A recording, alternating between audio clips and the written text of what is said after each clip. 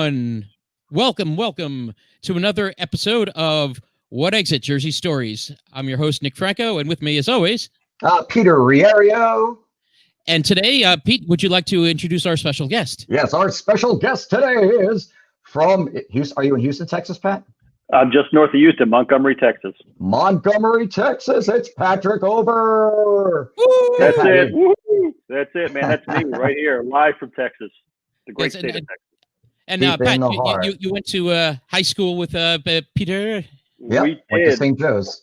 All 4 years, man. Yep. And have spent 4 years together and friends ever since, and a lot of action park stories. And then we worked at Hone, which was a warehouse, right, in Mawa. Yes. Remember that? Yes, I do. I remember you sleeping a lot. It's like There's no place like Hone.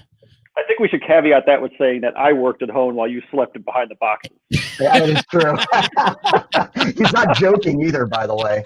I made like my own. I made my own apartment there, like out of boxes, and then I hid. I had like a secret entrance, like you'd never see me behind all these boxes. I hid behind them, and I Nice. had I had a cardboard pillow. It was crazy. It was like Robinson Crusoe, but with cardboard. Did you have like a secret knock or Yeah, right. We worked with a combination of like World War II vets and biker dudes. And then there were Pete and I with our sense of humor, and they didn't know what to make of us. They either loved us or hated us. But it was one summer of just hilarious stories of Hone Enterprises. Awesome. I mean, it's still Jersey related because we're in Jersey. I'll say one last thing. The funniest thing that Pat ever did at Hone was Pat found like a long broom handle at one point, and he attached a stapler to the end of it. So it looked like something you would see on a soundstage, aka a boom mic. So when our associates there would talk, what was his name? That old guy that I can't remember his name. Henny, wasn't it? Was it Henny? Was it Henny? Something like that. But Pat would maneuver the boom mic in the form of a stapler and broom handle in front of his mouth. So when he was talking, it's like he was on a movie set. I mean, you have to see it. It was just, it was freaking insane. He had no idea what was going on, but he just kept right on talking. He didn't skip a beat. At the end of each workday, did the credits roll and show Pat on the Patrick Over on the boom mic? Yeah, there was boom mic operator. Pete and I were on a bike like Laverne and Shirley riding away. Yeah, exactly. Yeah. Oh man. We've been saving this episode also for you, Pat, because thank you. Absolutely. I'm guessing that you guys may have some kind of experience. With said subject. Yes, absolutely. Too bad we don't have Pat. We probably went there for at least 3 or 4 of our high school summers. Matter of fact, for a very large portion of my life, I still had a scar on my arm from Action Park. That's probably nice. It's gone now, but man, it was. I shredded my arm, and nobody gave a crap. Everybody was like, "Whatever, just keep playing, man." Yeah, the Action Park war wounds. Yeah, there are many. And I was there, for when that happened, crazily. Yes. And for all those not familiar, yes, today's subject is Action Park in Vernon Township, New Jersey. Mm-hmm. Yep. Yes, Great Gorge. Yep, Great Gorge. Yeah, actually, now being that you bring it up, Vernon Valley, Great Gorge. Do you know what that was primarily? It was a ski resort, right? You're right. Yeah, it was a ski resort. Well, Well, we'll get into that later. But there was one particular ride where you took the gondola, right? Is that the term? Yeah. Ski lift. Yeah, the ski lift, the chairlift. Up to the very top of the hill. And I can't even believe none of those plummeted to the ground, by the way, considering Action Park. To get on a certain ride. We don't speak of those incidents, no. Yeah, to get on a certain ride that we'll discuss later. Oh, yeah. I know which one you're talking about, too. Yep. But, actually, that ski resort, actually, the first one was in 1965, they opened the Great Gorge Ski Resort. Mm-hmm. Okay. Now, they ran into a little bit of an issue, though, with the ski resort there at Great Gorge, because they needed to make a little more money because they were beholden to Mother Nature. They didn't have the snowmaking equipment that we are accustomed to with a lot of the ski lodges. That, hey, if it doesn't snow, we'll make some. Okay. Right. So they had some ways they were compensating. Like in the summer, they actually had a summer zoo hosted at the base of the mountain. and they also had that ski jump at Great Gorge was actually used year round using what was called snow mats that they would lay over the jump and people would come down and fly off, and then they were also land on snow mats. They didn't just get launched into the atmosphere and never to be seen again. But so when you say people, are you talking like regular people or people who knew what they were doing? It seemed to be more people that knew what they were doing. Like actually people like training for Olympic ski jumping. Okay. Those were the types of people that would actually frequent the Great Gorge Ski Resort. Mm-hmm. Well, those are not the people who frequented Action Park. No, not in the least. No way. But now a couple years later, in '68, Vernon Valley Ski Resort opened. They were actually two separate entities. But eventually, Great Gorge was foreclosed upon, and Vernon Valley merged it into what we knew as the Vernon Valley Great Gorge Resort. Mm-hmm. And a resort it was. Oh, yes. Hot tub time machine, yep. Oh, yeah. Yeah, right. In '74, though, there was a company called the Great American, Great American Recreation. They laid the groundwork. They purchased the resort, bought the snowmaking equipment for the winter, and then started having designs on, well, what could we do to make money during the off-season, the non-winter seasons, primarily the summer. Well, what do you think they came up with? Action Park. You are right. An Alpine Slide. Yeah, actually, you're right, Pat. The first thing that they came up with was, hey, a lot of these ski resorts for the off-season, they run these Alpine slides. What could go wrong? So they developed in '76 the 2,700 foot long Alpine slide down one of their steep ski trails. Okay. Yep. Probably one of their double black diamonds or something like that. Probably. Because again, what could go wrong? Right. Plant more trees. We need more trees next to the slide. But 2 years later, the man that was ahead of this company, his name was Eugene Mulville, decided, you know what? Let's also add a couple of water slides and hell, a go-kart track. And it was a go-kart track. Yeah, and they named the collection of rides the Vernon Valley Summer Park. We hadn't been deemed Action Park yet. Okay. They're getting there. The fun was still to come. Right. Death is coming park. That was before Action Park, but go ahead. Yes.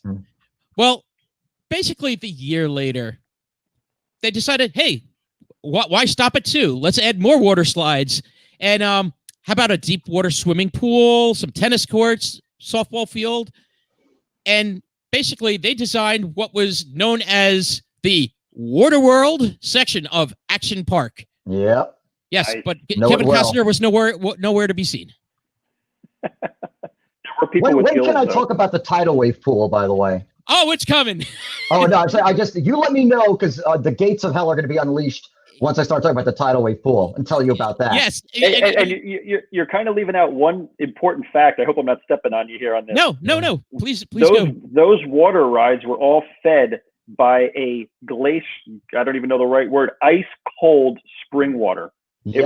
It wasn't chlorinated water. It was coming out of the mountains there, and it was probably people had heart attacks because it was so cold.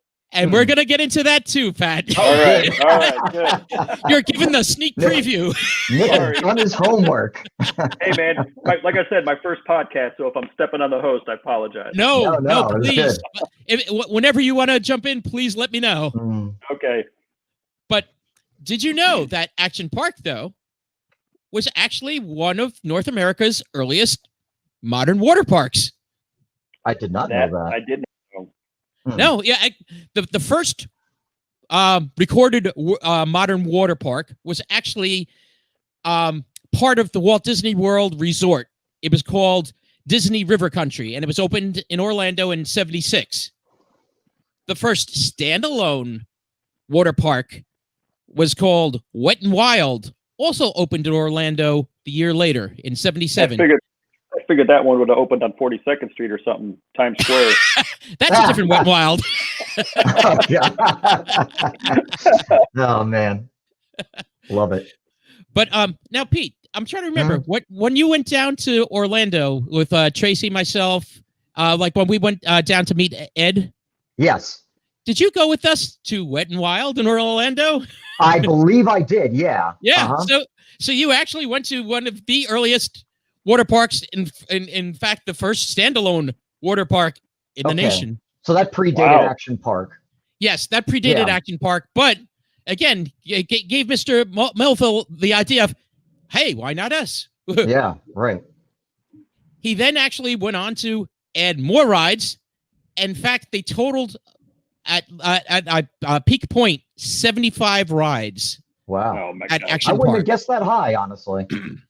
I think there were a lot of like tiny little rides that we never went on that there were for little kids. For the We didn't want kids, to hurt yeah, you're right. There were. Yeah, we just tried to hurt the adults. Exactly. Yeah. Yeah, there were 35 motorized, self-controlled rides. Yes, air quote, self-controlled rides, and 40 water slides. Yeah, That's what made up the predominance of Action Park. And well, let's actually take a little stroll through the rides through the years and play the game. What could go wrong? Let's do it. And let's start with what Pat brought up. In '79, they 76, they opened the Alpine the Alpine Slide. Right. Yeah, like you said, Pete. You had that gondola, that chairlift to take you up. Yep. Yeah, like the rider would get on a little small sled, and you had the little brake accelerator control stick. Right. Yes. And then you rode down the slide in a long chute built into the slope. Yeah, so it was so you got the sled right. So the sled, you had a handle, you pull it back to slow down, you push it forward to go fast. Right. But the trick was to go really fast was you lifted you had a little rope on the front, you could pull it, lift the nose of the sled up, and you would fly. And the track itself was made out of concrete. It was like a half barrel. And the turn, it had a little more concrete in the turns because they were slightly banked, because you would bank into the turn. But there was no safety precautions whatsoever. No, there were not. You remember, Pete? You would see sleds in the woods. People flew out of the tracks. Yeah. And people off to the wayside that had flown off the track. Yeah, walking down. Yeah. Hurt. I mean, it was hurt. Exactly. Yep. Oh yeah. Insane. Definitely could get some good injuries from that one. Think of the speeds you're flying down at. There was literally zero supervision. You would just get up there and go. And the object was to catch the people in front of you and hit them as fast as you could. Yeah. He's not kidding. No. These are the games everyone played. When going down the Alpine Slide at Action Park. Yeah. So if you want an idea of who was attending to the rides, it was essentially the 17, 16-year-old dirtbags that you saw outside of your high school against the brick building with like a bottle of Jack Daniels in one hand and a cigarette in the other. That's who was policing the rides. In case you wondered, yes. You could be cut up and bleeding, and that you'd be like, I guess we got to do something here. Yeah. Yep. Yeah. Go to the first aid station, and it was the same guy at the first aid station. Yes. Oh man. But you hit the nail on the head, Pete. That's really who was managing all the rides. Teenagers, youngsters. Yeah, absolutely. That's who actually Action Park employed. Yeah, and we'll get to that because that may have had something to do with what had happened and the safety precautions taken. Right. So if you want, I could tell you about my personal injury on that, or if you want to wait till injuries later in the show. Oh no! Please let's ride by ride. Let's go over the injury list. So my injury was I'm flying down, so it's smooth concrete, and I'm going as fast as I possibly can, being a typical 16, 17-year-old kid, whatever. And I banked into a turn. It was a right-hand turn, and I banked really hard, and my arm slid across the concrete and just tore the skin off. Not like like tore it off, bright red, bleeding, everything. So it hurts. Wow. I can imagine. Do you remember this, Pete? Yeah, I'm trying to remember if I was behind you or after you. And I think Tom, your brother, was we were all on the same track, right? Right. Yeah, I think it was only one track. I don't know if there were two. I can't remember. I don't remember either. Yeah. But so I get to the bottom and I find the highly trained attendant. You know, I say, "Hey, I really hurt myself bad." Okay, go to the first aid station. I go to the first aid station. The other highly trained EMT person is like, you know what? Just go in the wave pool. It's got chlorine in there, and it'll take care of anything you got on your arm. And that's what I did. I went into the wave pool with this bleeding arm, just chlorine in it. It hurt like you wouldn't believe. Oh God, the burn must have been horrible. And I just kept right on going. Nothing. I mean, the whole day I'm standing there with this wound in line. You know, people who are like. You know, no COVID distancing then. We're all like right on top of each other. Yep. And my bleeding arm, I'm hopping on rides. Nobody cares. Nobody cared. But you know what? I think that's what fueled the visitors of Action Park. It's just the adrenaline rush of, you know, like, okay, well, yeah, even if you got a couple of war wounds, it's like, okay, let's get on to the next thing. You know, like I can conquer that. Yeah. You know? If you want some context here, I mean, that's exactly it, is that, you know, Pat and I like we were like the proteges what's the person that looks up to someone else? So that's the mentor protege. Well, like our mentor was Tom Ober, Pat's brother, because the fact that at like Pat's house in Washington Township, Tom Ober was freaking insane. That Pat had this pool, and what Tom would do is Tom would get like this freaking like construction step ladder, you know, and put it next to the pool and like jump off the top into the pool, right, Pat? Oh my God. You remember this? Well, yeah, my mom and dad have hospital bills to prove all the stuff he did. Right. So like Tom was crazy. And so like we would go, so like Tom was an adrenaline junkie and like made us into like crazy adrenaline junkies. So the three of us would like venture over to Action Park and it was just, you know, it was just pure insanity, you know, once we got there. Yeah. Right. Yeah. And that was the draw. It was that you could do whatever you want and nobody cared. It was also the different time, right? Your parents just cut you loose and were like, yeah, we'll see you at 6 o'clock tonight if you make it. Otherwise, you know, it was all cool. And, you know, now you could never do that now. I mean, it was awesome. It was awesome. Mm-hmm. Now, the Alpine Slide also gave another distinction to Action Park. Its first fatality. July 8th, 1980. So more than several, I mean, at Action Park. And we're gonna go like, we'll go and see if you can guess which rides had the fatalities. Yeah, and you'll actually be surprised by the ones that were actually the most dangerous. You know, I remember that ride. Now, I've had the fortune of being on Alpine Slides in a couple other places around the world, and I found one. We were on vacation in Austria, where my kids and I were there with my wife, and I have two boys. And it was as dangerous with zero precautions as the one at Action Park.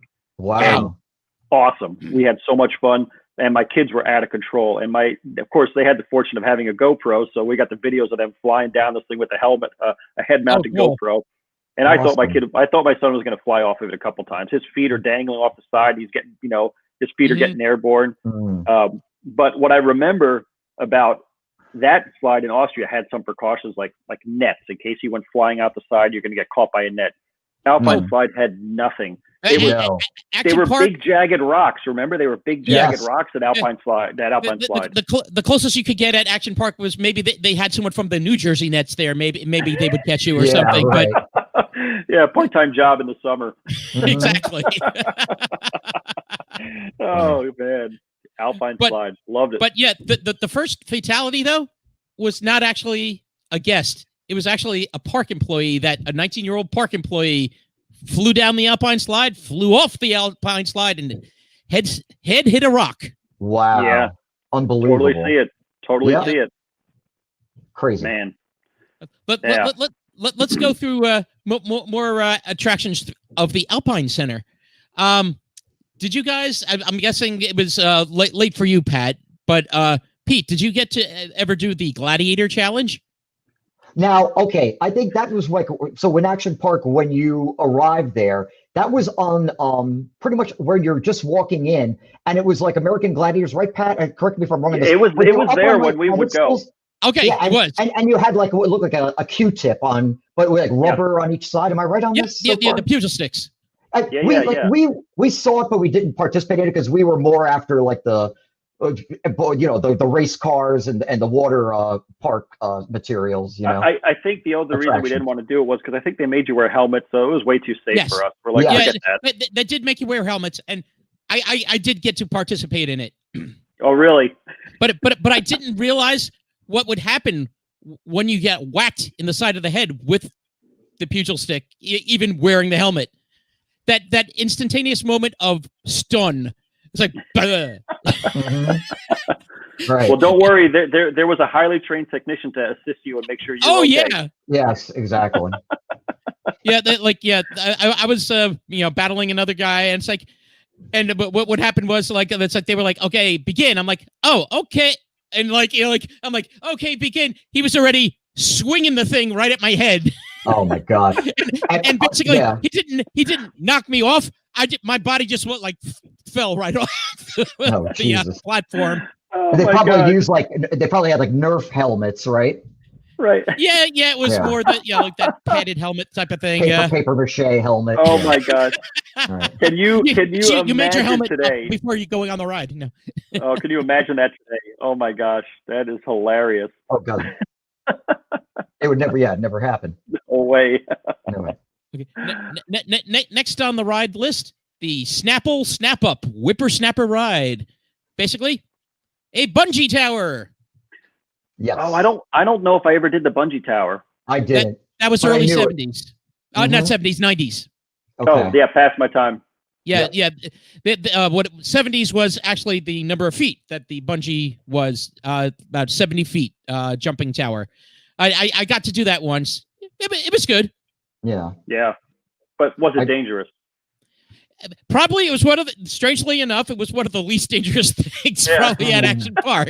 It was bungee above a, what is that they put out there? Like the air pad thing. Like it's just like a giant air mattress type of thing, right? Like a big, where you can jump, where actors fall into and stuff, stuntmen fall into. Yes, the thing that the actors fall into, that big pillow, billowy thing. Mm-hmm. Yeah, it's like a giant pillow.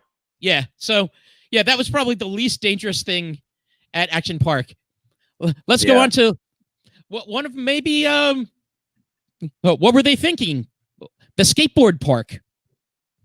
Did you guys get to do the skateboard park?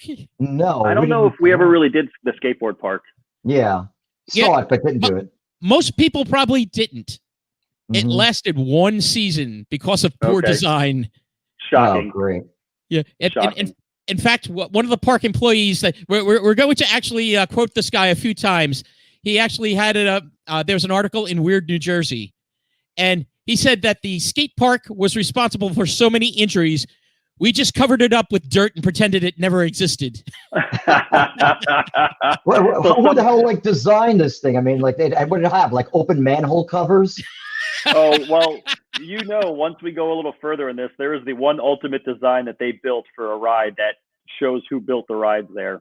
You know which one I'm talking about? I have a very good feeling I know what you're talking about. Yeah. I think so too. Yeah. Mm-hmm. Yeah. I'm wondering if in 100 years, they, for some reason, decide to dig up that area and find a buried skateboard park. What are the archaeologists going to think? Yeah. No kidding. Oh, yes. Man. And then the last part of the the Alpine Center was the Transmobile, which was basically a monorail. What could go wrong with a monorail except for the fact of you were not allowed to go round trip without getting off on either end of the ride, which riders didn't necessarily know, and basically they would get confused. The park employees would get confused, like you're not supposed to be here still, and wow. Again, those highly trained employees, that were up on all the safety guidelines. Yeah. I'm sure it was similar to Homer Simpson's monorail training in The Simpsons, right? Monorail. Monorail. That's it. You got it. What about us? No, what was that? Barney? What about us drunken slobs? It's like you'll be given cushy jobs. That's right. And when Marge tries to object, Homer says, "Too late, Marge. The mob has spoken." Yes. No, it's Bart. It's like, but Main Street's still all cracked and broken. Sorry, Mom. The mob has spoken. That's what it was. Yeah. I think Conan O'Brien wrote that episode, right, Nick? I think so. Yeah. Oh yeah. That has the markings of Conan all over it. Absolutely. Classic. That and one of our other old favorites, Bobo. I'm sorry. Oh, sorry. Go ahead. What were you saying? No, I was saying the episode with Bobo, Mr. Burns' old teddy bear. Oh, okay.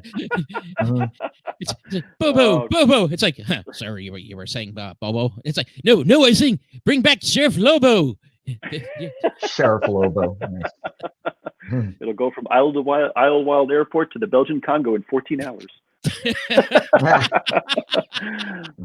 We digress into the Simpsons from Action Park. Yes. All good stuff. All good stuff. Right.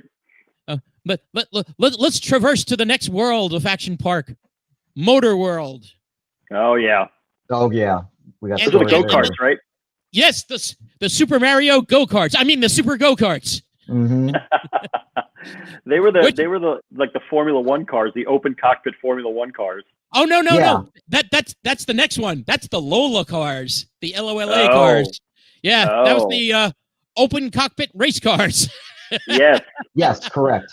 The Super go-karts, basically, you had a small loop track, and the vehicles themselves had this like governor device on it, which regulated the car to go 20 miles per hour. You couldn't go over, except the park employees knew how to circumvent the governor devices by wedging tennis balls into them. Yes, right. Mm-hmm. Forget those safety features. Yeah, and they would do so for lots of the guests. So basically, you had people there playing bumper cars at 50 miles an hour.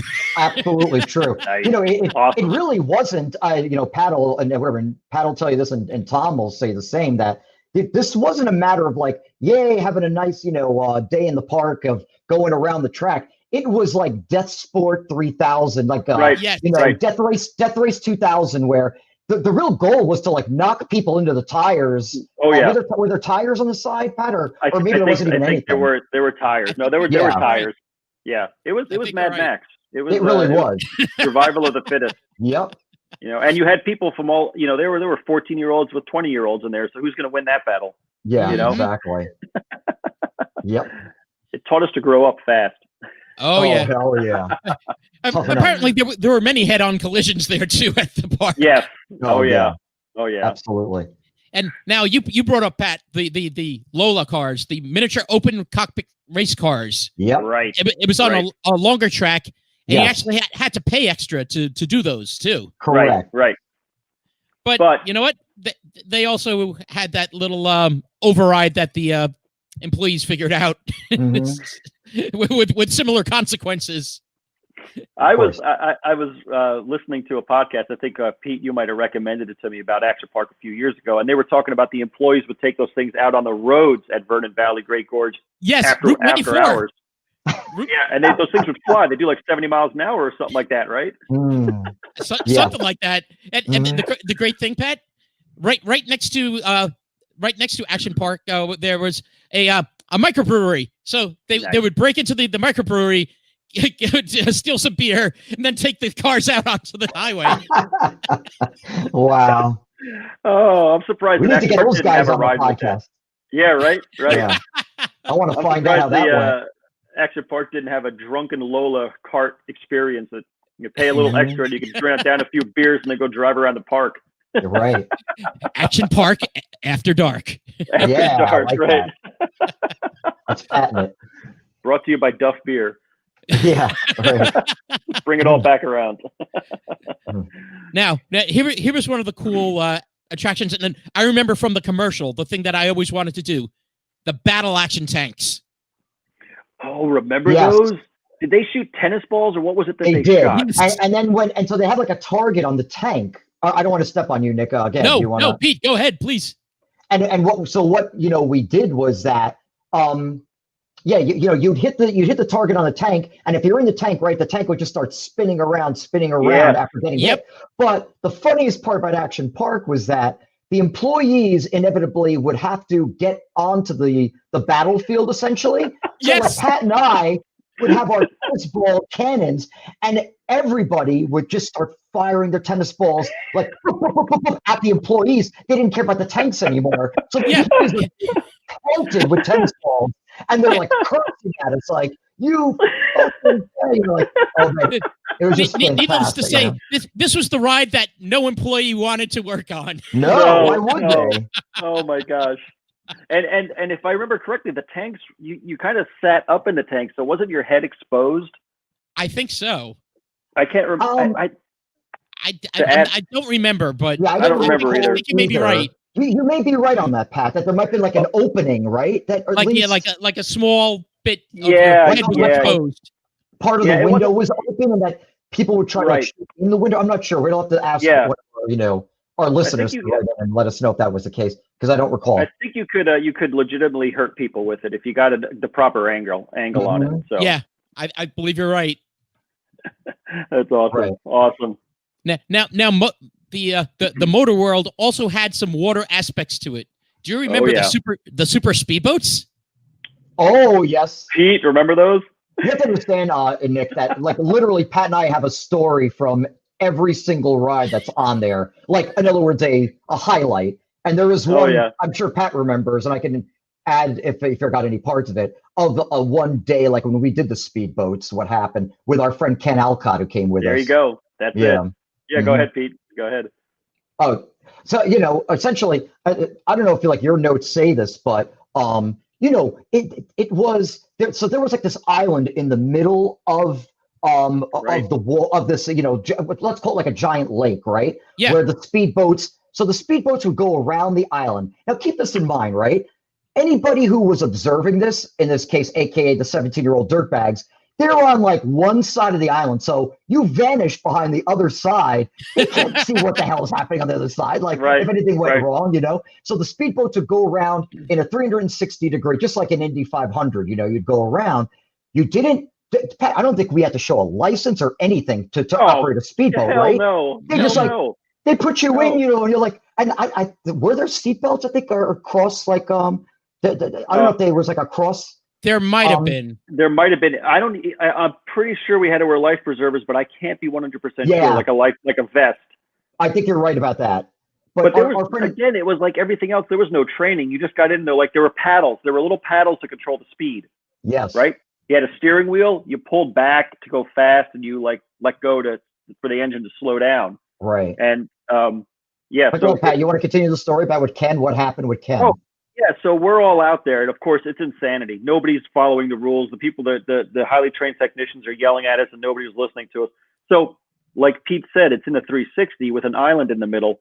So as you're going around, the waves are getting worse and worse and worse because they have nowhere to go to dissipate. They go into the wall and they bounce back.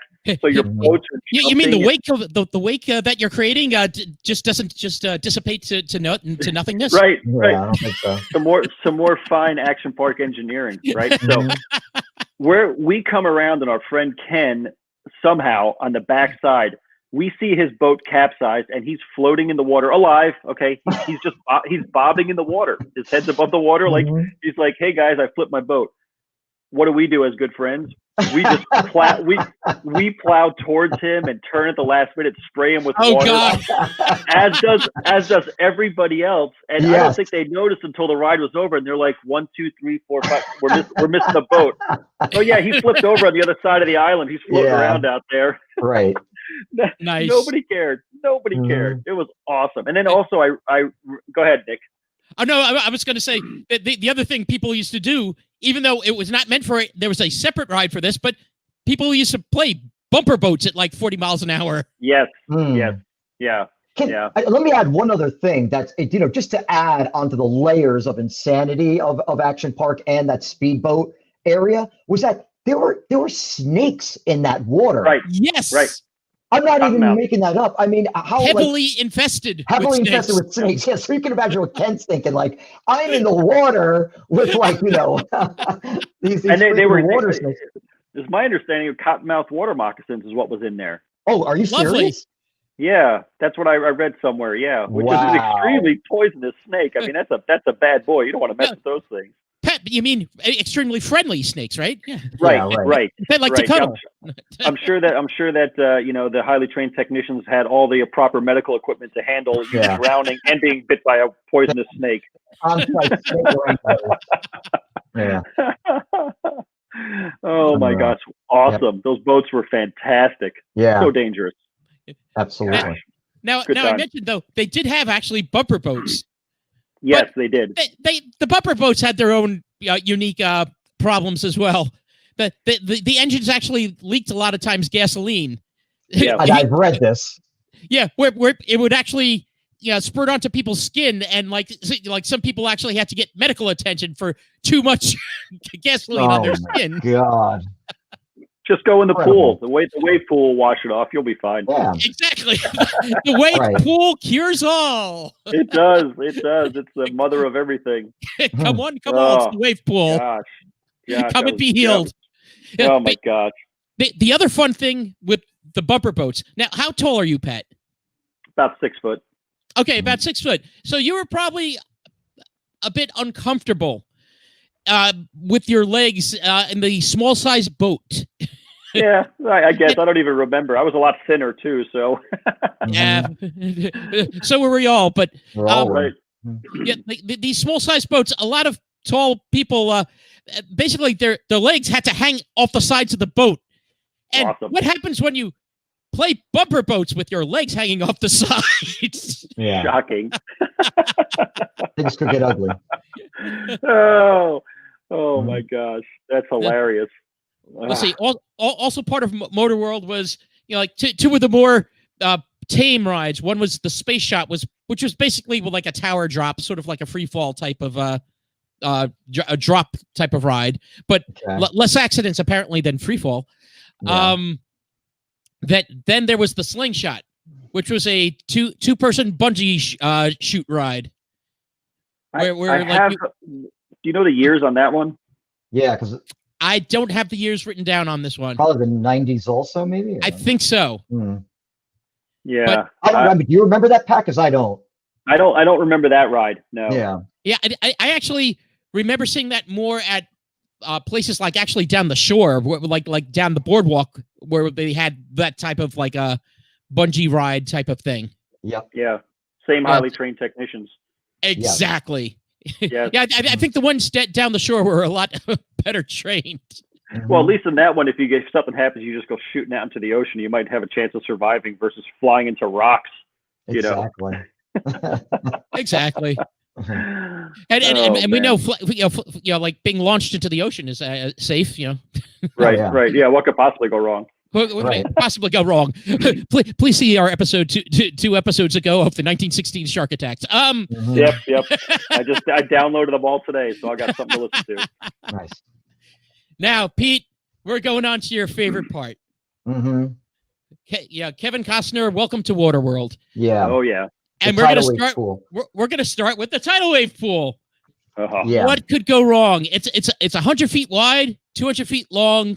Could hold up to like about 1,000 people. Waves would generate for about 20 minutes at a time, with 10-minute intervals in between, and the waves could reach over 3 feet in height. Oh yeah. What could go wrong?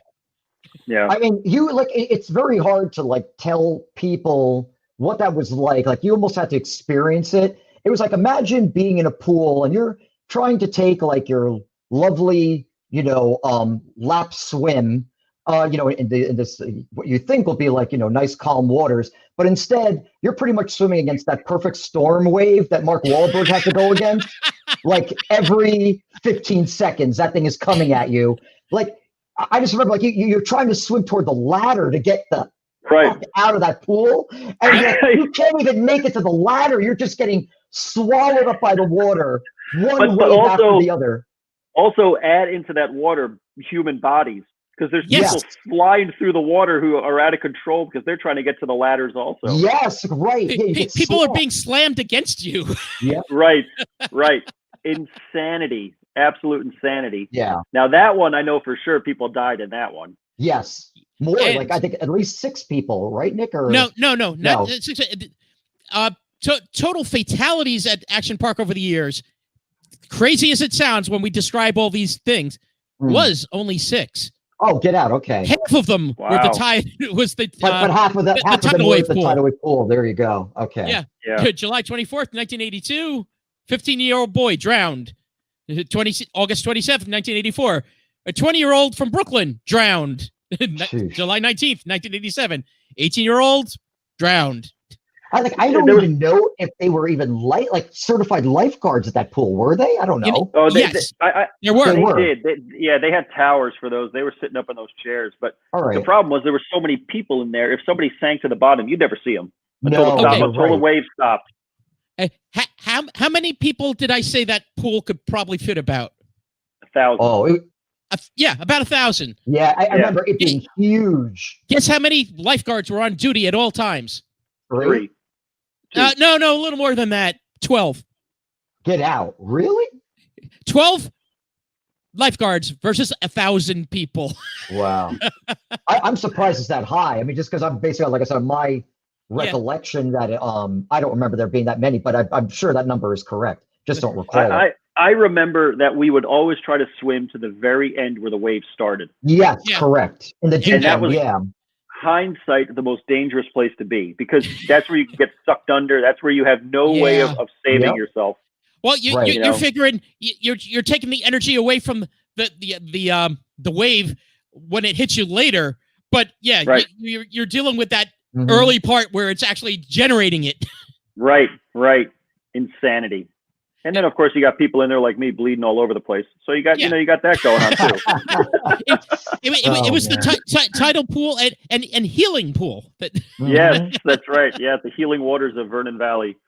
Yeah. I could still so vividly remember in that tidal wave pool of, like I said, Pat and I in the deep end, and when those killer waves, when the real high ones would start up, when it got to its maximum, you would just see literally a sea of people. I mean, it was like a documentary of like a tsunami, and people are just getting swept. I mean, it was just crazy, man. Yep. You see all these heads bobbing, and and none of these people are like, yay. They're like, I gotta get to the ladder. I mean, they're just they're freaking out.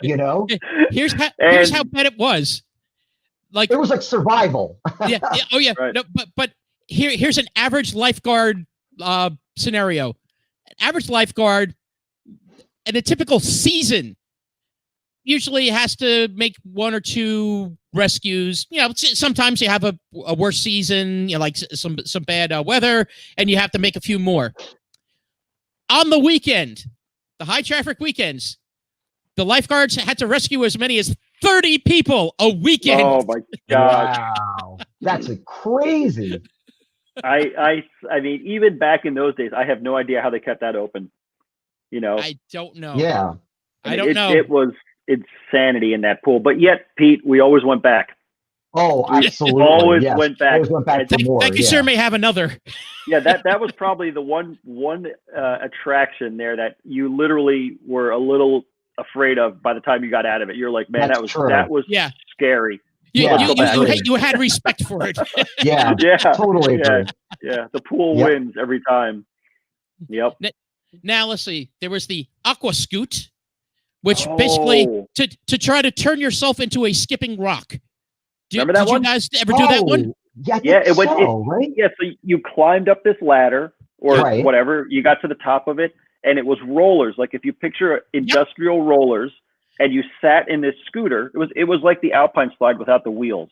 Right. It was like a hard plastic sled thing. Yeah. Right. And you flew down it, and then you got to the bottom, and the thing would just skip across the water. But of course, like Action Park safety protocols, some of them would just sink. Nobody ever. They just would they wouldn't ever look at the bottom of the slide to see if people were out of the way. They would just go, go, go. So you would fly down, and all of a sudden you get to the bottom, and there's a dude standing in front of you, and you just slam into him. And I mean, it was insane. That was where we had that inside joke about the guy with the gate telling us that. Yes. I thought. Well, that's right. I was going to bring up that story later. Insane, man. There was this attendant there, and the attendant had this like what was like a long broom handle, right? Like a long like a broom handle. Yeah. And he had a snippler at the end. And he would hold it in front of, what was that? Did he have a snippler attached to the end? Yeah. So he wasn't that advanced. He was holding it in front. He was holding it in front of him, and like so you couldn't pass through. And there was this one guy. Was he a guy like it was like 17, 18, or I don't know how old he was, 21, 22-year-old. But the guy who was talking to us. What? Yeah, he kept talking to us, right? Yeah, he was older than us. He was he was a little older than us. Yes, right. So, and so he kept going like, look at him, look at that guy. He's using that stick. He's using that stick like a gate. And he kept saying that over and over again, like he's gonna stick like a gate, you know. Oh man. To this day, I still do that, and my kids just roll their eyes and go, "Are you serious? You still doing that?" It's like, "Yep." Every time I see the word gate, I gotta say it's a gate. Using it like a gate. Hey, look at him. Stick like a gate. That ride was again. That was a wonder of engineering that they came up with using rollers. Oh yeah, yeah. I tell you, Pat, like I totally forgot about that ride, but now it does. Like all the memories are rushing back to me. I remember going on it. Yeah, that's rushing funny. up to you like a tidal wave pool. Yeah, exactly. Right. The one thing I remember about that ride too was it didn't seem like it had really good circulation of the water. So the water was always a little bit of a gray color. Everything else was generally clean because it was that spring water, but this kind of was a little stagnant and stale, you know. Correct. Which made it all the more enjoyable. Definitely. Now the other thing about, you know, to do the skip, and you brought it up, Pat, is like you actually had to be like in a certain position, like leaning back. Right. If you weren't in that position, when you hit the water, the sled sunk and you shot forward. Yeah. You kept going. Yep. Totally remembering all this first. now. Wow. Momentum always won. And yeah. And again, there was nobody to stop you from going in right behind another person. Correct. Yeah, insane. Awesome. Awesomely insane. The next water ride sounds scarier than it was. The Kamikaze. Yes, we went on that too. Yeah, that was just a really tall slide, right? Correct, yeah. Basically, really tall slide. You would lay on your back, arms, legs crossed, and shoot down. And it pitched a little, but nothing bad. No. So that one was probably one of the ones they probably copied from another water park. Right. When we get to some of these others, some of what we already talked about, when we get to some of the others, who in their right minds would design some of these things? Mm-hmm. The guys from Action Park. Exactly. Yeah, exactly. The geniuses from Action Parks, spelled with a J. Mm-hmm. But next was the Kayak Experience. Don't know if you ever did that one. I can't. I thought they had shut that one down by the time we started because somebody got killed in that one also. Yeah. Do you know how they got killed? Was it electrical? They got electrocuted. That's what I remembered. Mm-hmm. Yeah. Because there was an underwater fan. Right. To generate the rapids. Yep. And basically one of those underwater fans, the wiring became slightly exposed. And when the guy fell out of his kayak, he hit the wire. Oh, yeah. Incredible. Now, aftermath of this accident, the man was basically, he had a heart attack from the severe electric shock and died. I remember reading this, yeah. He actually was taken to the hospital in Warwick, New York, and he died from the shock-induced cardiac arrest. Oof. Now, the park disputed that the electric current was the cause of his death. What did they say? There's no burns on his body, but the coroner had to actually describe how if you're burned when in the water, if you're electrocuted in the water, you don't get necessarily burned. So, but here's the crazy part. The state labor department found the fan was properly maintained and installed and cleared Action Park of all wrongdoing. Wow. Of course they did. Yeah. Freaking Teflon Park. Absolutely. Now, here's the wild part. Action Park never reopened the ride, so you're right, Pat. Yeah. But you know why they didn't reopen the ride? It's certainly not liability. That would have been the entire park. I don't know. It cost too much. The electricity. They didn't want to use pay for the electricity. No. But here's the crazy part. You would think it would be because of the danger that it possibly posed. Right. The reason they never reopened the ride is people might be afraid to go on it after hearing about this. Oh, you think? I don't think so. Oh God. So now onto Johnny Weissmuller and the Tarzan swing. Oh my gosh. Yes. Seriously. Another steel arch hanging from 20-foot like a 20-foot long cable over, as you pointed out, Pat, a spring-fed pool. That pond was so cold. I mean, I can't even begin to describe the sensation when you hit the water. But from the launch pad, from where you grab the rope, you had to go across, I don't know, 10, 15 feet of jagged rocks to even get to the pond. So you're wet, you're cold, you're on a wet rope, and you're trying to grab onto that, and you slide off it, you go right down into the rocks. The crazy part is I didn't find any major accidents from that part of it. Wow. But, probably from, go ahead. But people did scrape their feet along those rocks. Yeah. Oh, yeah. I kind of vaguely recall. I don't know, Pat, did we see somebody get injured one time when we were there on that Tarzan swing, or no?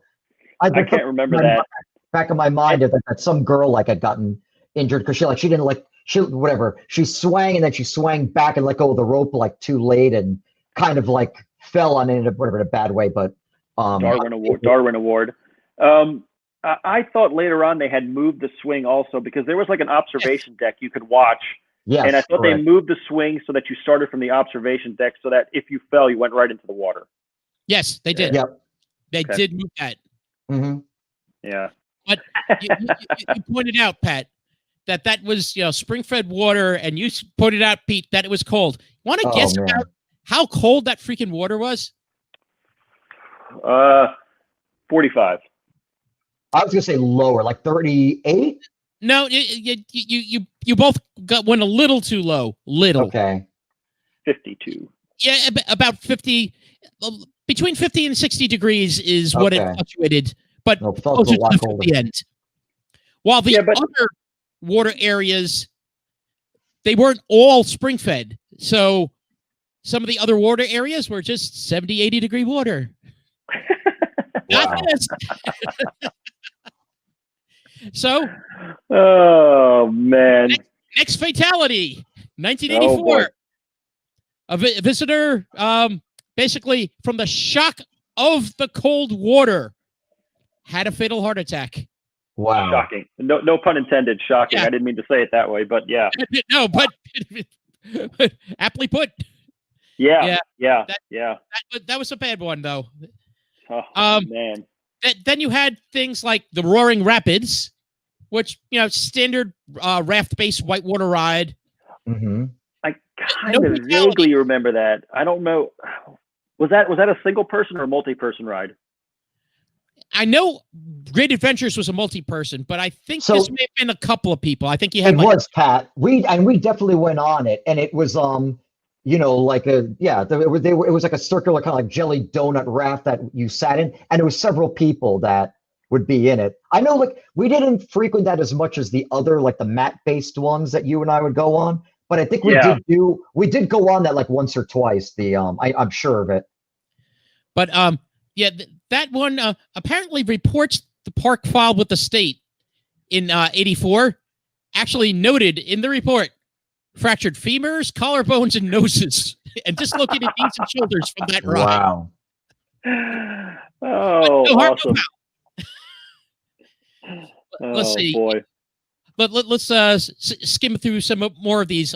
Surf Hill, which was a yes, I remember that one.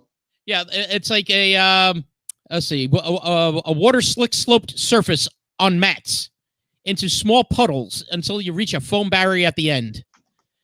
And that the barriers between the lanes were very minimal, and yes, basically collided with each other all the time. Yep, I totally remember that. I never went on it. Here's one of the best stories though about this one. Employees at the park used to like eating at the nearby snack bar with a good view of the attraction. Since it was almost guaranteed they could see some serious injuries, lost bikini tops, or both. Oh yes, totally. And in fact, the one attraction that drew a lot of people was that Tarzan swing, because when women, the majority of them would be wearing bikinis, and when they dropped into the lake at such a velocity and height, they inevitably would lose their bikini tops, and it'd be very hard for them to retrieve it in the water. So they would have to get out of the water, literally covering their boobs. You know what I mean? Or and they'd have to find a towel for them or something like that. So you're 100% right on that. And you'd always see people gathering at on that observation deck, right? For the Tarzan swing, for that very reason. Jeez. Yeah. Okay. There was also the super speed water slides. Yep. With again, very low barriers. And the lifeguards would remind users to remain flat with their arms and legs to the side. Otherwise, you may fall off, which basically that fall from those slides had the potential for serious injury. Yes. Right. Now, those are the mat-based ones. Is that what you're talking about? Or no? No, I think these were just, it was the high, one of the high-speed water slides, as opposed to the one that we went over earlier. The which one was that one? The Kamikaze. This was the high speed one, and these you could fall off of easy. You would just go over the side of it. Right. Yeah. No, I know exactly which one that that you're speaking of. Yeah. Now here's one. What could go wrong? Diving cliffs. Yeah.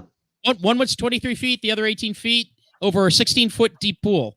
I didn't go on that. What's the danger in that? None at all. Oh, did I mention that there's actually people swimming at the bottom that may not be aware of you diving? Oh my God. Yeah, you're laying right on top of them. There were no signs at either the diving area nor the pool saying that, hey, you may come in contact with a diver or a swimmer. Yeah, Pat, Nick had just gone over about the water slides. I just want to make sure that we have this right, because remember, what we used to do on the water slide, that was the mat-based one, right? And they were the high-speed ones? Yeah, well, right? They were like a concrete, again, like a concrete half barrel, and we had mats. We would sit on the mats. Yes. To go down those. Well, was that the side, though, was kind of, you could easily go off. Yeah, it was. They were the concrete ones. They were kind of in the ground, and they just used the natural slope. They weren't elevated. They weren't like plastic kind you see at amusement parks now. Right. Got it. But what we used to do, was that we'd get thrown off that ride all the time, and then we would just somehow sneak onto it later. Because what we would do, Pat and I, is that we would get to a certain point of the slide, and we would stop ourselves, putting our hands on either side of the plastic, the slide, and then one by one, kids, adults just would slam into us from behind, and then ultimately the whole goal was, when we made it to the bottom pool, there'd be 15 people all going into the pool, and then you have the lifeguard going out, because they knew the people in the front, Pat and I, were the ones who were the ringleaders. So you could start that slide. So again, the technicians had no idea what was going on, and it would go into a blind curve, and they couldn't see what was past the curve, and they couldn't see the bottom of it. And they had somebody at the bottom. There was no communication between top and bottom saying, okay, go. So we would go down, and once we get around the blind curve, about halfway down, you start putting your hands on the side and slow down and turn the mat sideways, and you would stop. And then and these people would come barreling at high speed. Right. So whoever went first, Pete or me, then boom, one of us would slam into the other, and then boom, boom, boom. So all these people slamming into you, and you got this giant mound of people. and there's, like, why the people at the bottom weren't like, hey, stop it, somebody's stuck. Right, yell up. Nobody was ending up in the bottom of the pool. That's what was going on. Right. But they never flagged it. And no water, because all the water was being cut off to a little dribble because we were stopping the water also. And then this giant mass of people in water would come out, and they'd yell at us, and we'd laugh. And 10 minutes, 20 minutes later, we're back on the ride doing the same thing again. Right. It just shows like the attentiveness that, like, like 10 minutes, nobody's ending up at the bottom pool, until it's just this giant mass of us. Oh my gosh! I'm gonna jump to the best designed water ride because I already know what you're gonna say. Running out of time. Mm-hmm. What am I gonna say, Pete? It has to be the cannonball. The cannonball loop. Yeah, right. The cannonball loop. Mm-hmm. Cannonball loop. Yeah. Yeah. They built an enclosed water slide. Nothing strange there. Mm-hmm. But they decided to add a complete vertical loop. Right. In it, similar to a roller coaster, because people are like roller coasters. There's a problem. Yeah. Yeah. The resulting slide was called the Cannonball Loop, and it was so intimidating. They offered employees $100 to go on and try it. Right. And I'm not a scientist, but water has a hard time going up. Yeah. So at some point, there's dry spots on that slide, which are going to cause there to be some problems. Just a little bit. A little bit. Right. One of the employees actually told Weird New Jersey when they interviewed him, he's like, yeah, I was one of the idiots who took the offer, but $100 didn't buy enough booze to drown out that memory. Wow. Did anybody ever successfully do it? Well, it was open for a month in the summer of '85 before it was closed down because of the state's advisory board on carnival amusement ride safety. I distinctly remember there being a hatch at the top of it. Yeah, whoa, not initially. And here's the problem. Oh, okay. Because a rider reportedly got stuck because, again, that thing about physics, Pat, that you brought up, and that water doesn't just kind of go up and around and up in the air. A rider just got stuck at the top of the loop due to insufficient water pressure, and had to be installed to allow for future extractions. Oh my God! That says right there. That says Action Park. Mm-hmm. Yeah, and the rumors that went around about this ride was that they had sent test dummies down this ride that came out dismembered and decapitated. Oh God, sounds about right. So what could go wrong? Mm-hmm. Just throw them in the wave pool; they'll be okay. Yeah, exactly. The healing wave pool. Now, man, there were factors in the bad safety record, of course, of Action Park. One, we went over a lot of these. The ride designs themselves were not very well put together there. The ones that worked were basically copied off other parks. Mm-hmm. The ones that didn't, they had, again, a genius with a J designing these things. And, it didn't understand things such as physics and science in general. What was the tube that we went in that was, completely dark? You couldn't see your hand in front of your face before you were launched into the pool. That was the regular cannonball. Yes. That was the regular cannonball. The cannonball loop was when they decided to add the loop. Right. Yeah. We went down the regular cannonball. Yeah, the regular cannonball, you sat on a tube, but the cannonball loop, you were not on a tube, I don't think. Right. No. I don't think so. No. Yeah. And that cannonball, we tried to stop in there too. That was a little more difficult. You really had to work hard to get that thing to stop. And it was pitch black. There was no cracks for light or anything. Nope. It was a surprise when you came out of that thing. And basically, it's like, okay, when is this thing going to end? And you're like, it had a drop. Whoa, water. It had a drop off. It had a drop off at the end. Yes. You didn't just go into a pool. You fell like 5 feet or something. Right. It felt more like, I mean, like I'd love to know what the height was of that drop off, because I don't know. Then into the freezing cold lake. I mean, and it would just shock your senses, when you fell in. Yeah. Oh yeah. But again, you had bad ride design, young employees who also flaunted the rules of the park anyway. You had visitors that went along with it. That's like, oh, if the employees are going to be like that, hey, sure, I'm going to do that too. And a lot of the visitors weren't experienced swimmers too. That made a problem when you're visiting a water park. Yeah. With ice cold water after falling 10 feet. Yeah, exactly. Pitch black, fall 10 feet into the cold water. Another fun part was alcohol was readily available on the grounds. Yeah, I don't remember us ever drinking. No, I don't recall that either. Yeah, we were good boys. Now, and here's the greatest part about this: the lax regulatory climate. Despite many citations for safety violations between 79 and 86, including allowing minors to operate the rides and failure to report accidents, the New Jersey Herald up in Sussex County did a report, and they found that the park was fined. You want to guess how many times in between 79 and 86 for what we just said, for the safety violations? How many times were they fined?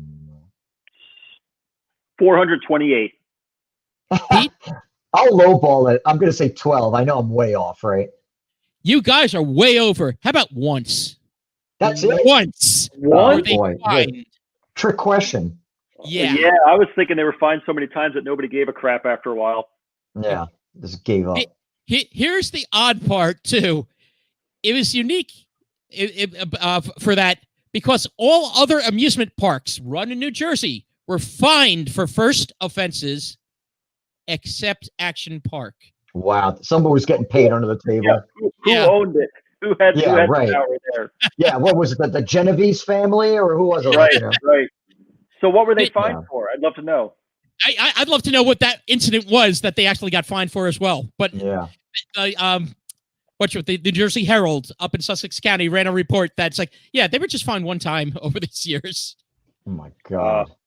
But now, actually, premiering this month on HBO Max. I don't know what day, Pete. They keep saying August, right? Yes. But they give no definitive date, but we're already almost in the last 2 weeks of we're in the last 2 weeks of August, and it's I'm still waiting for an official date for that's Class Action Park, right? Class Action Park. And I think this is going to be like the definitive documentary, apparently on Action Park, because there is one, I believe, on YouTube. Have you seen that one, Patter? Yeah, there's a couple on YouTube that are a little cheesy, but they do at least really tell the story of it. But I'm looking forward to that one on HBO. You'll have to let me know when it comes out, because I don't have HBO. I'll definitely pay for that one or something. And you also brought up Pat. Johnny Knoxville created a film. What was it called again? Oh boy, I already forgot now. I forgot the name. Something else park. Not Action. It was Adventure or something. I don't know. I can't remember. Like that, but it was based on Action Park. Right. Action Point, Nick. Action Point. Sorry, Action Point. Yeah, okay. Yeah. 2018. I heard it. It's not not the greatest film, but yeah. No, I made it through a little bit of it, and I was like, okay, I'm done. Yeah. So they're great stories, and I tell my kids, and I tell people about it, and they just go, "There's no possible way you're telling the truth," and it's hard to let people know how crazy that time was in a park like that. Absolutely awesome. Yeah. Nick, the person who was it Andy Mulvihill Hill? No, I think he's the son, Andy Mulvihill. What the guy who started Action Park? Oh, what was the guy's name? His last name was Eugene, I think. Wait, no, it was something like Eugene that. Mulvihill. Eugene Mulvihill was the guy that started it with Great American Recreation. Okay, yeah, just because there's a book on Amazon that my boss had asked me if I had. It just came out called Action Park: Fast Times, Wild Rides, and the Untold Story of America's Most Dangerous Amusement Park. It just came out, and I want to say I might be wrong, but what do you call it? Yeah, it's in paperback, but anyway, it's all about Action Park, and I think it may be written by the son. I could be wrong on that. Andy Mulville. Yeah. So just whatever. I'll send a shout out to them for that book. Well, we're a little over here, but we're gonna do a lightning round of our favorite game, Jersey Not Jersey, Water Park Edition. What I'm gonna do is I'm going to read you some names of water parks. Okay.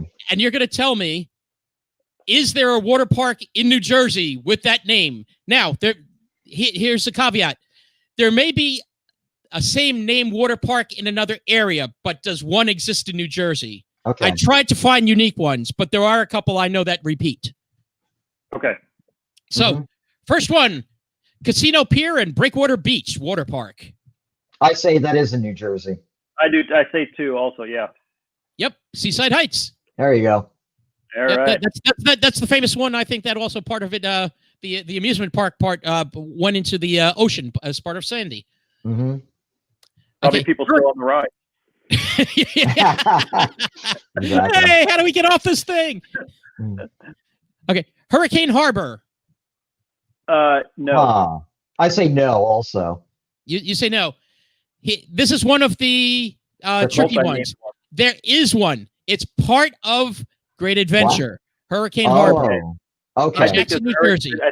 There's a Hurricane Harbor where I used to live in St. Louis in the Six Flags. Yes, so. That's the one that I found. There are multiple Hurricane Harbors, Six Flags throughout the U.S. Okay. Uh-huh. Okay. Cedar Point Shores Water Park. No. No. You're both correct. That's in Sandusky, Ohio. Bring the kids. Yeah. No. Sandusky, Ohio. That's a safe amusement park. It's inside the Rock and Roll Hall of Fame. Yes, part of Lake Erie. Exactly. That's a great amusement park, it says, so. Raging Waters Water Park. I'm going to say that's in New Jersey. I'm going to say it's not, because there is a raging. Well, we used to call it Raging Rednecks where I lived in Illinois, because I think it was either Raging Waters or Raging Rivers. But go ahead. I say no. Okay, Raging Waters Water Park is part of Maurice Piers in Wildwood, New Jersey. Oh, there you go. I took out the Maurice Piers part of it. If I said that, then yeah. Maury Eel. Go on. Splash and Safari Water Park. Jersey, not Jersey. I say, get it, Pat. Yeah, why not? Part of Great Adventure. I'm going to say no. I'm going to say yes. And the person that is correct is Pete. That is in, and I kid you not, Santa Claus, Indiana. It's combined with a park named Holiday World. That's right. Okay. I've been there. Okay. Now, okay, Pat may have a leg up on this. It is a German one here. Schlitterbahn. I won't answer. I'll let you. Not in New Jersey. Pat? That is correct. There's 2 of them. There's one in right. New Braunfels, Texas, and there's one in Kansas City. Yeah, nice. And actually, there's 2 in Texas too now. New Braunfels and Galveston. Galveston, that's right. And a very unfortunate story there. They did have a person did get killed at the one in Kansas City too. Ooh. They made a park a slide that was over aggressive. Oh, I know about this one. Is this the one that they closed the park? Is that one? I can't say that they closed the park. They closed that ride. It never opened again. And it was because I've been there. I've been to that park, and we were watching them build it, and we're like, that is an insane drop. And then it would drop and go up, and that's where they had the problems. Okay, because I know there was a park down that way that got closed. That actually, Ming and Mike, actually of Kevin Smith's crew and a Shared Universe podcast studio, they went there. They wanted to see if they could go in to take some pictures, but they were kept out. Interesting. Okay. Here's a few more. Camel Beach Mountain Water Park. I'm going to say not in New Jersey. No. That is in Tannersville, Pennsylvania. You are correct. Tannersville. Okay. Blizzard Beach Water Park. Oh, is there a Dairy Queen there? Yum. I'm gonna say no. That sounds like something out of Wisconsin or Michigan or something. I'm gonna say it's in New Jersey. And Pat is correct. It's actually part of Disney, part of Orlando. Okay. Oh, wow, way off. How about Sahara Sam's Oasis Indoor Water Park? Wow, that sounds like some kind of Vegas. I'm going to say no. That's like a Vegas thing. Like the Sahara, like, yeah.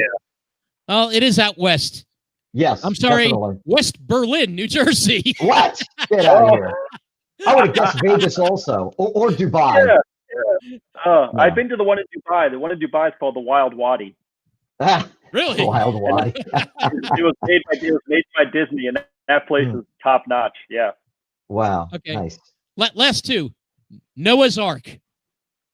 Is Noah's Ark in New Jersey? I'll say yes. No, that's in Kentucky or Tennessee. Kentucky or Tennessee. No. No, you're thinking of that other Noah's Ark attraction there, but no, the water park. I figured they put the water park. It would make sense, wouldn't it? Because Noah's Ark floated, so why not build a water park with it? Exactly. This one, guys, is in Wisconsin Dells, Wisconsin, and is one of the largest water parks in America. Oh, nice. Nice. Last one, Thundering Surf Water Park. I like the name. Not New Jersey. I'm going to go just to be opposite of Pete. I'll say it's in New Jersey. And the last winner is Pat Ober. Gosh. It's in Beach Haven, New Jersey on LBI. Wow. Okay. And just be careful if you go further than the water park. Again, go to our 1916 Shark Attack episode. The first one was in Beach Haven. Yeah. I will be on those. Definitely. I just wanted, Pat, thank you for being our guest today. Yeah, Pat, thank you. Discussing the horror that was, but the adrenaline rush known as Action Park. No, thanks. Thanks for asking. I appreciate it. This has been so much fun. I absolutely love this. Talking about memories of back home, growing up there, and like I said, I love talking about Action Park because it's unbelievable. Awesome. People can't believe that place existed. Exactly. Yeah, we hope to have Pat back again if we ever do like a military or aviation episode, since Pat's involved heavily in both. To go around. I want to also thank our listeners who also recounted some of their Action Park horror stories. Krista Ryerson and Scott Sawson, but both recounted some of their horror stories of Action Park as well. Awesome. That's awesome. But for What Exit Jersey Stories, I've been Nick Franco. And I'm Pete Riario. And with us today, thank you, everyone. Be safe out there. Be safe. See ya. Bye. Bye-bye.